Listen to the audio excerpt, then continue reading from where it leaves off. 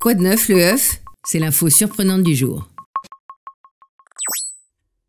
On se réveille, Uffy. Bonjour Mathieu. Tu sais ce que j'aimais quand j'étais enfant à cette période de l'année?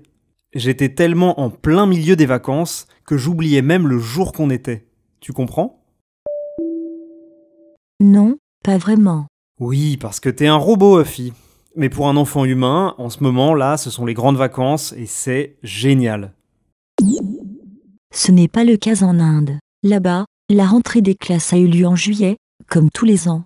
Déjà en classe? Oh, les pauvres.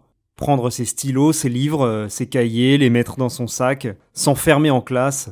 Je sais qu'on devrait être heureux d'avoir la chance d'aller à l'école, mais franchement c'est stressant. Justement, pour y remédier, la région de Delhi a lancé cette année des cours appelés Leçons de bonheur. Plus de 1000 écoles et 50 000 enseignants sont concernés.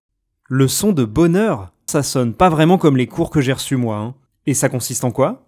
Pendant 45 minutes, ce sont des exercices de méditation et des leçons sur des valeurs qui permettent le bonheur et le bien-être. Ces enseignements sont en partie tirés de la sagesse du Dalai Lama. Le Dalai Lama, le chef des bouddhistes? Et lui, il a approuvé cette initiative? Oui, il était même présent lors de la cérémonie de lancement officielle des cours de bonheur. Bon, 45 minutes par jour, d'accord. Mais au fond, tout ça, ça sert à quoi, Uffy? Je veux dire, peut-être que les enfants préféreraient aller faire un foot dans la cour, peut-être que c'est ça qui les détendrait.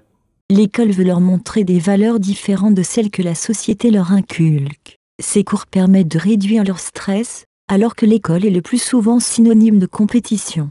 Intéressant ça, c'est plus profond que simplement les détendre. Après, la question est bien sûr de savoir si ça marche.